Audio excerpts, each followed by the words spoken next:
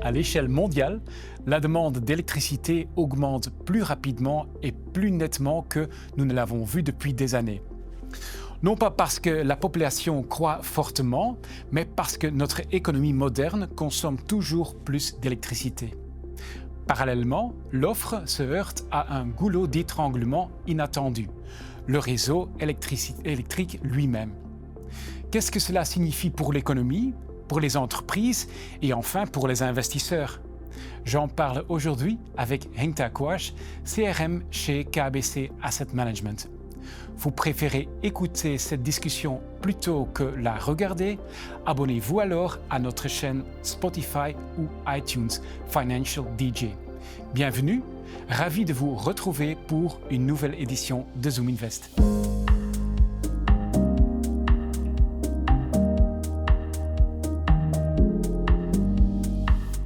Bonjour Henk, bienvenue. Bonjour Marc. Henk, la demande d'électricité a toujours été un peu à la hausse, mais souvent compensée par une efficacité d'électricité plus profonde. Maintenant, ce dernier temps, on voit que cette demande est quand même fortement augmenté et surtout ces derniers mois. D'où vient cette augmentation? Alors cette augmentation d'électricité n'est plus entièrement, due à la croissance économique ou l'amélioration donc de la qualité de vie.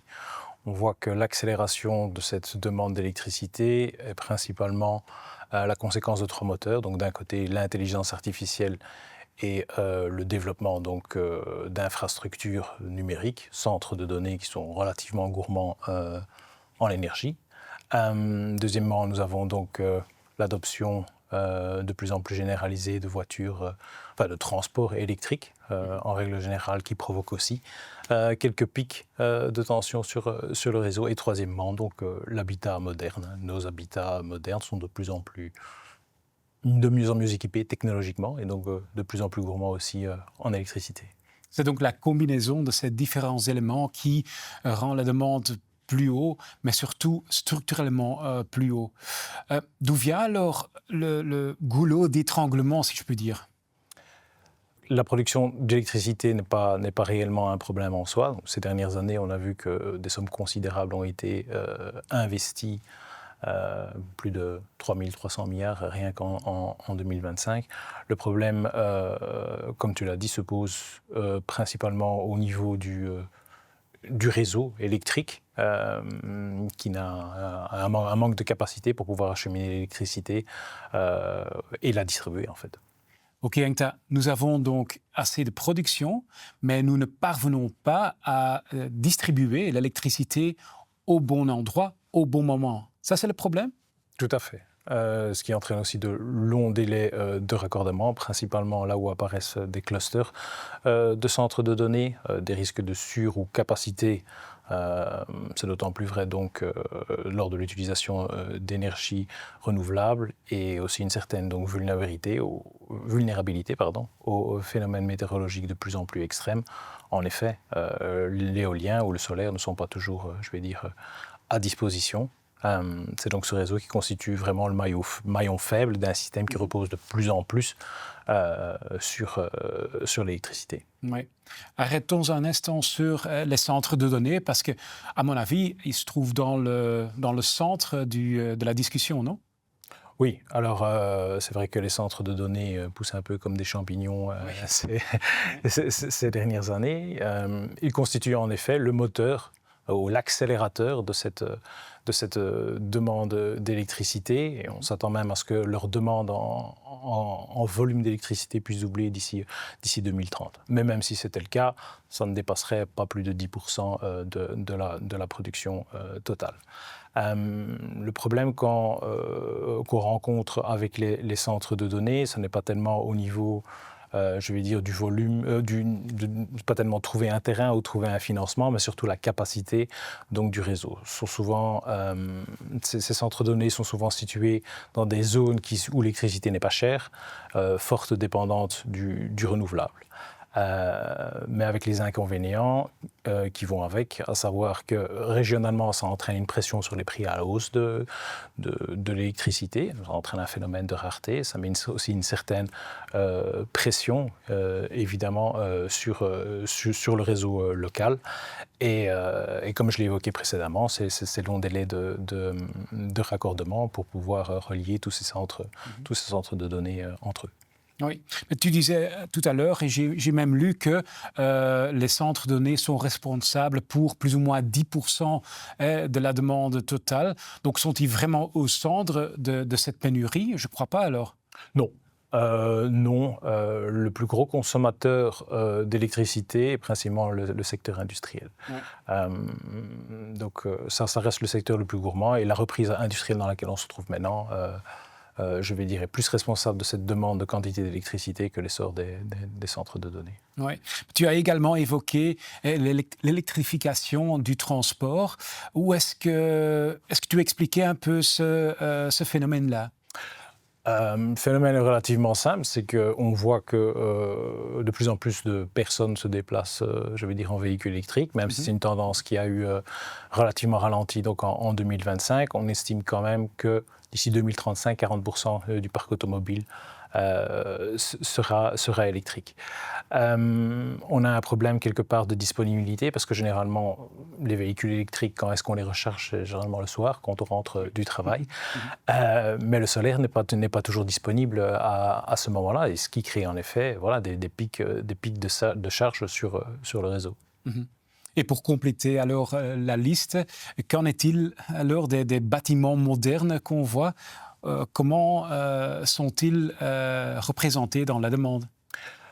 L'habitat moderne consomme aussi de plus en plus d'électricité. On peut penser aux nos systèmes de chauffage, aux systèmes de ventilation. On pense aussi donc aux pompes à chaleur. On peut aussi penser à la domotique. On sait de plus en plus, je vais dire, commander notre habitat depuis un téléphone. Donc il y a une certaine digitalisation de l'habitat. Et qui dit digitalisation dit consommation évidemment en électricité. Oui. Alors Inta, quels sont les efforts nécessaires pour rendre le réseau prêt pour l'avenir? Je suppose que aussi bien les pouvoirs publics et les entreprises vont devoir augmenter leurs efforts, non? Ces dernières années, aussi bien les entreprises que les pouvoirs publics ont considérablement investi donc, dans les infrastructures de production d'électricité, mais moins dans le réseau existant. Donc le constat qu'on peut en tirer, c'est que vu le cycle dans lequel on se trouve, une extension du réseau est inévitable, mais aussi une optimalisation et une modernisation donc, du réseau existant. Alors, commençons peut-être par l'extension des réseaux existants. J'ai lu quelque part qu'aux États-Unis, des milliers de kilomètres de lignes à haute tension doivent être construits, n'est-ce pas? En effet, les États-Unis vont devoir investir largement dans l'extension de leur réseau existant. En Europe, nous devrons investir dans le renforcement En Europe, nous allons aussi devoir investir dans l'extension de notre réseau, dans le renforcement du réseau et la modernisation du réseau existant, et peut-être mieux coordonner les initiatives transfrontalières. Okay. Et qu'en est-il alors de l'optimisation du réseau existant? L'extension des infrastructures existantes est une chose, mais il va falloir aussi urgemment procéder à la modernisation des infrastructures actuelles. On a toute une série de facteurs qui font que le réseau est de plus en plus vulnérable. On pense je vais dire, à des conditions météorologiques un peu plus extrêmes, la concentration des clusters de centres de données, les pics de recherche sur le réseau, tout ça rend le réseau fort vulnérable. Le soleil et l'éolien ne sont pas toujours disponibles. Le réseau doit donc devenir plus flexible. Et afin de rendre ce réseau plus flexible, il faut pouvoir investir de manière significative dans tout ce qui est stockage d'énergie, distribution intelligente d'énergie et digitalisation. OK. Mais dans une autre question, la géopolitique joue-t-elle un rôle dans ce contexte? Parce que l'indépendance stratégique est quand même assez importante, notamment pour l'Europe, par exemple. Tout à fait. Je pense que pour l'Europe, ça a été l'invasion de l'Ukraine qui a été peut-être qui a fait office de première alerte. Actuellement, on voit aussi qu'avec l'imprévisibilité des États-Unis et les tensions en Iran, c'est un sentiment qui a tendance à se renforcer. Avant la guerre en Ukraine, on était dépendant au gaz russe. Maintenant, on est dépendant au gaz naturel liquéfié des USA.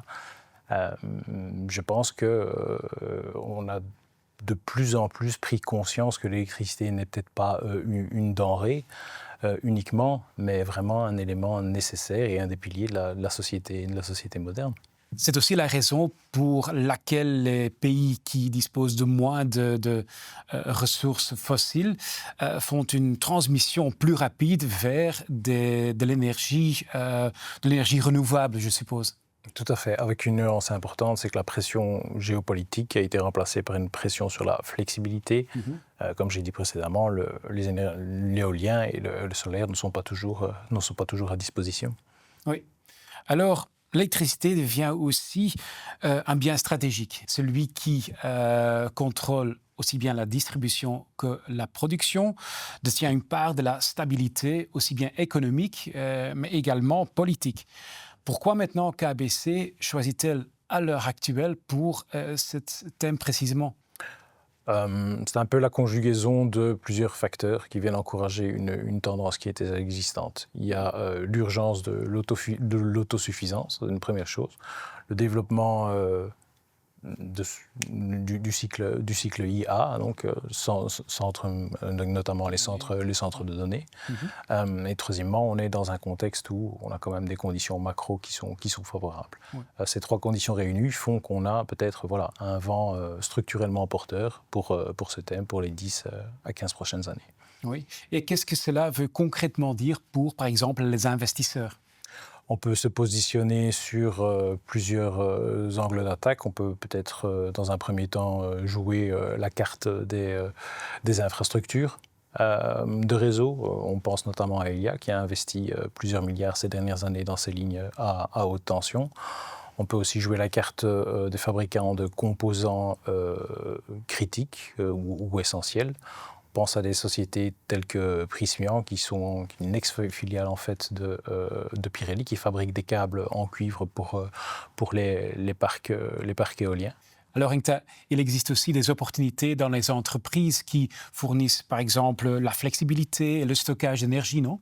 Tout à fait. On peut penser à des sociétés telles que KTL, qui est le numéro 1, donc dans le stockage d'énergie, ou encore des sociétés telles que LD Energy Solutions, numéro 1, donc un des leaders mondiaux en tout cas des batteries au lithium.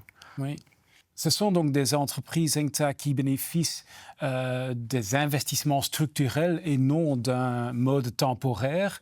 Ils méritent leur place dans une stratégie d'investissement bien diversifiée.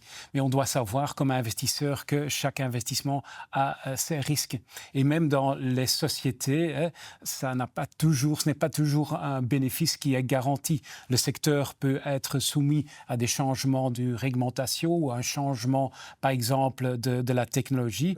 Donc, chaque investissement doit être bien analysé parce que, comme on sait que les investissements ne sont jamais des rendements garantis, n'est-ce pas? Tout à fait. OK. Mengta, merci beaucoup pour tes bonnes explications et à la prochaine. À bientôt, Marc. Merci. Alors, je conclurai avec 3 messages clés. La demande d'électricité augmente structurellement, portée par l'intelligence artificielle, par l'industrie, par l'électrification du transport et par nos infrastructures modernes. 2. Le problème ne réside pas dans la production, mais plutôt dans le raccordement et la distribution. C'est là où se trouve le vrai goulot d'étranglement. Et finalement, les entreprises qui étendent, renforcent ou rendent les réseaux plus flexibles seront les vrais gagnants de cet nouvel âge d'électricité. Merci d'avoir été avec nous. On se donne rendez-vous le mois prochain pour un nouveau Zoom Invest.